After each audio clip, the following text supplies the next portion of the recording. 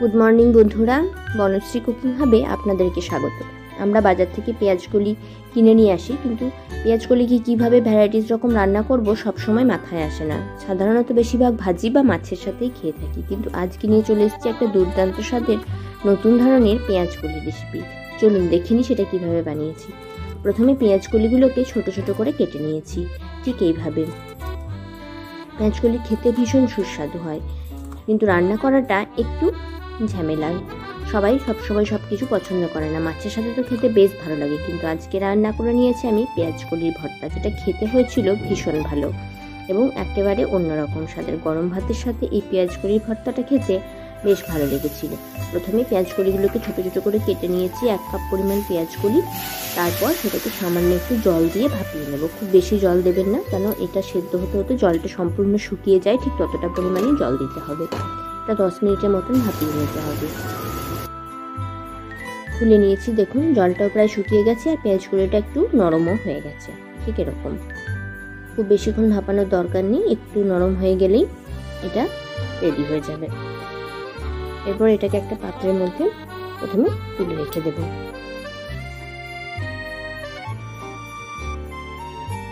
তারপর ওই কড়াইয়ের মধ্যে দিয়ে দিয়েছি বেশ খানিকটা পরিমাণ তেল। তেলে প্রথমে শুকনো লঙ্কাটাকে একটু নেড়ে চেড়ে ভেজে নিতে হবে। তারপর তার মধ্যে দিয়ে দিয়েছি কয়েক কোয়া রসুন। এই রসুনটাকেও একেবারে লালচে ব্রাউন করে ভেজে নিতে হবে। এবার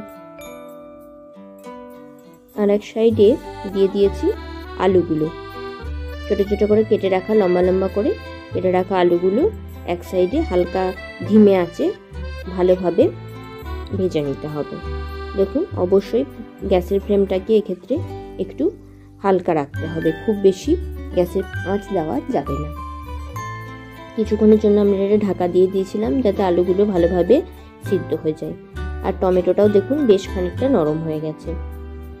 এরপর রসুনগুলো যখন একটু ভাজা ভাজা হয়ে যাবে, তখন রসুনগুলোকেও তুলে নিতে হবে। এরপর আবারও আলুগুলো যতক্ষণ না সম্পূর্ণ লালচে ব্রাউন হয়ে ভাজা হচ্ছে আর ভেতর থেকে একেবারে সিদ্ধ হচ্ছে, ততক্ষণ এটাকে রান্না করে যেতে হবে। একটু সময় নিয়ে করলে বেশ ভালো হয় রান্নাটা খেতে। আর অন্যদিকে আরও একটু সাইডে জায়গা করে নিয়ে পেঁয়াজগুলোকে আমি এর মধ্যে দিয়ে দিয়েছি।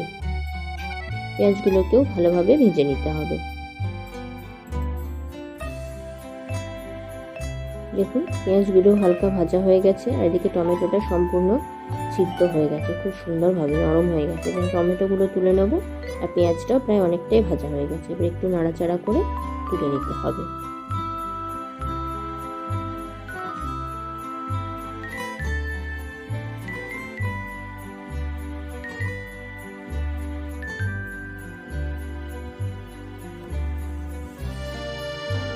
পেঁয়াজটাকেও থালার এক সাইডে তুলে রেখেছি। দেখুন, ততক্ষণে আলুগুলো অনেকটা লালচে ব্রাউন হয়ে গেছে। এরকম সুস্বাদু রান্না খেতে হলে অবশ্যই আমার চ্যানেলটাকে শেয়ার এবং সাবস্ক্রাইব করে দেবেন। নতুন ধরনের রান্না, নিত্য নতুন রান্নার মধ্যেই নতুনত্ব দেখানোর চেষ্টা করি। আশা করি আপনাদের এগুলো ভালোই লাগে। এরপর পেঁয়াজকলিগুলোকে ওই আলুর সাথে দিয়ে একটুক্ষণ ভেজে নিতে হবে। খুব বেশি ভাজার দরকার নেই, খুব বেশি ভাজলে এটা শক্ত হয়ে যাবে, কিন্তু হালকাভাবে একটু ভেজে নিলে এটা টেস্টটা বেশ ভালো আসে।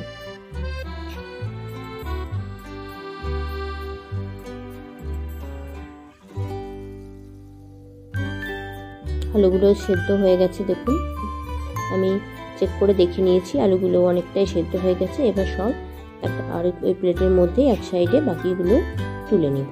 দেখুন, সমস্ত কিছুকে আলাদা আলাদা করে সাজিয়ে রেখেছি। এরপর স্বাদ অনুযায়ী লবণ দিয়ে শুকনো লঙ্কাটাকে প্রথমে নুনের সাথে মাখিয়ে নিতে হবে। এই মেখে নেওয়ার কাজটা বেশ কিছুটা সময় নিয়ে করলে এর স্বাদ হয়ে যায় দ্বিগুণ। এরপর দেখুন, রসুন ভাজাগুলো লঙ্কা ও নুনের সাথে আবারও ভালো করে মেখে নেব। হালকা গরম থাকা অবস্থাতেই এগুলো মেখে নিতে হবে, তাহলে খুব সুন্দরভাবে এগুলো মাখা যায়। এরপর দিয়ে দিয়েছি একটু ধনেপাতা কুচি করে রেখেছিলাম, সেটাকেও এর মধ্যে ভালোভাবে মেখে নিতে হবে।